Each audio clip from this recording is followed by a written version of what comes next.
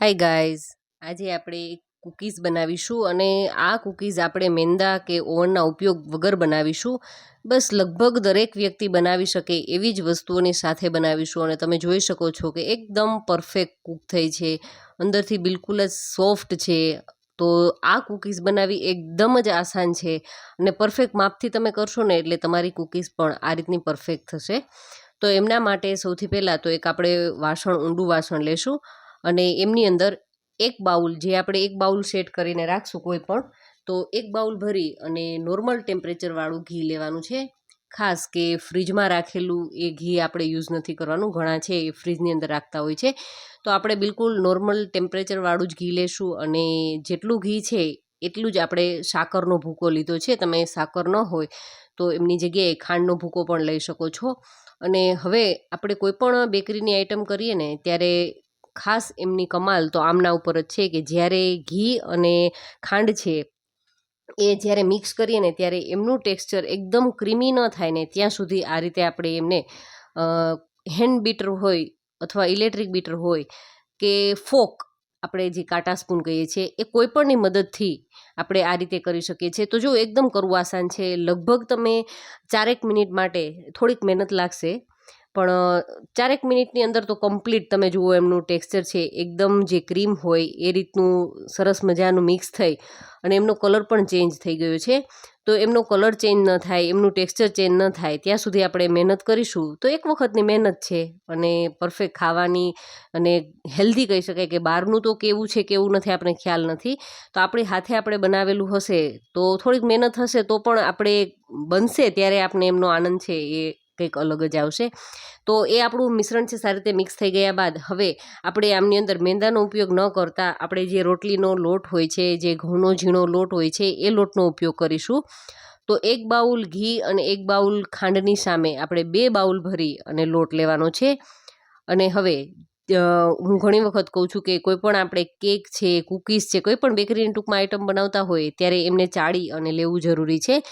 એમ કરવાથી એમની સાથે હવા ભળશે ને તો આપણું આમ જે કોઈ પણ વસ્તુ આપણી બનતી હશે ને તો એમનું ટેક્સચર છે એકદમ પરફેક્ટ થશે. હવા ભળે ને એટલે એ એકદમ જ કહી શકીએ ને કે ફ્લફી ટેક્સચરવાળું તૈયાર થશે. અને આપણે એમની અંદર સહેજ ચપટી એક નિમક એડ કરીશું અને એ ટેસ્ટને બેલેન્સ કરવાનું કામ કરશે. અને અડધી ટીસ્પૂન જેટલો આપણે બેકિંગ પાવડર લેવાનો છે. બેકિંગ સોડા ન યુઝ કરતા બેકિંગ પાવડર લેશું. તો કોઈ પણ સારી કંપનીનો તમે છે એ બેકિંગ પાવડર યુઝ કરી શકો છો. અને એ બધું જ આપણે સારી રીતે ચાળી અને લેવાનું છે. અને એ સારી રીતે ચડાઈ જાય ત્યારબાદ આપણે એમને મિક્સ કરી લેવાનું છે. તો આપણે કોઈ પણ આ રીતનું બીટર હોય તો તમે એમનો ઉપયોગ કરી શકો છો. અધરવાઇઝ હાથની મદદથી પણ કરશું એટલે પરફેક્ટ આપણું મિશ્રણ છે એ સારી રીતે મિક્સ થશે. અને હવે આમની અંદર આપણે 1 ચમચી ભરી અને એલચી પાવડર એડ કર્યો છે. અને જે બાઉલથી આપણે ઘી લીધું હતું એમનું ચોથા ભાગનું બાઉલ આપણે કોપરાનો ભૂકો લેશું. તમે થોડીક એમને વધારવી હોય તો તમે થોડીક ક્વોન્ટિટી વધારી પણ શકો છો. આપણી આ કોકોનટ કૂકીઝ છે એટલે એમનો ઉપયોગ આમની અંદર વધારે થશે તો પણ ટેસ્ટ સરસ આવશે. તો સારી રીતે મિક્સ થઈ ગયા બાદ આ રીતની આપણે કણક તૈયાર કરી લેશું. અને આપણી કણક તૈયાર થઈ ગયા બાદ આપણે એકસરખી સાઇઝની કૂકીઝ કરવી હોય તો આ રીતે કોઈ પણ ફોકની મદદથી આપણે પરફેક્ટ આ રીતે કરી લેશું. અને બસ જે રીતે આપણે ગોળા વાળતા હોઈએ છીએ જે રોટલી બનાવવાના, બસ સેમ આ રીતે બોલ વાળી લેશું. અને બોલને આપણે સીધું જ જે ડ્રાય કોકોનટ પાવડર હોય છે, જે નાયલોન ખમણ, એમની અંદર આ રીતે કરી દેશું, કોટ કરી લેશું. અને બસ બંને હાથની હથેળીઓ ઉપર રાખી અને હળવેકથી પ્રેસ કરી દેશું. જો આ જ્યારે પ્રેસ કરીએ ને ત્યારે બિલકુલ હળવા હાથથી કરવાનું, જેથી કરીને જે વચ્ચે એમની વચ્ચે જે હવા ભરાય ને એ ન નીકળવી જોઈએ. તો એ સારી રીતે આપણી કૂકીઝ છે એ ફૂલી અને તૈયાર થશે. તો એ રીતે આપણે બધી જ કૂકીઝ છે એ બનાવી અને તૈયાર કરી લઈએ. તો બસ 5 થી 7 મિનિટની અંદર તો કમ્પ્લીટ તમે બધી કૂકીઝ છે એ રેડી કરી શકશો. તો આ રીતે આપણે બધી જ કૂકીઝ છે એ બનાવી લીધી છે. તમે જુઓ એક ડીશ ભરાઈને આવી ગઈ છે અને હજુ પણ આપણી પાસે આટલો લોટ પણ બચ્યો છે. તો ઘણી બધી કૂકીઝ છે 2 બાઉલ આપણા લોટની અંદરથી તૈયાર થશે. તો બજાર કરતાં ઘણી સસ્તી પડશે.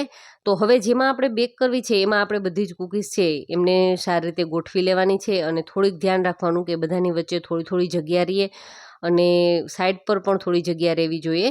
હવે અગાઉથી જ મેં આ રીતે એક નોનસ્ટિક પેન થોડુંક ઊંડું હોય અને કોઈ પણ તમે વાસણ છે તમારી પાસે આ રીતનું કડાઈ ન હોય તો હું તમને આગળ બતાવીશ કે ગમે તે વાસણની અંદર જુઓ તમે જોઈ શકો છો કે એકદમ ફ્લેટ મારી પાસે નોનસ્ટિક છે, એમાં પણ છે. એલ્યુમિનિયમનું કોઈ પણ લોયું હોય તો તમે એમની અંદર પણ કરી શકો છો.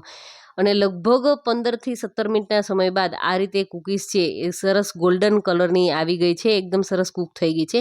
તો જુઓ, શેકાવા માટેનો સમય છે ને એ ગેસની ફ્લેમ ઉપર, વાસણની કેટલી જાડાઈ છે એમના ઉપર ડિપેન્ડેડ છે. આ બંને સાથે મૂકી છે પણ જુઓ આમને હજી કૂક થતાં સમય લાગે એવું દેખાય જ છે.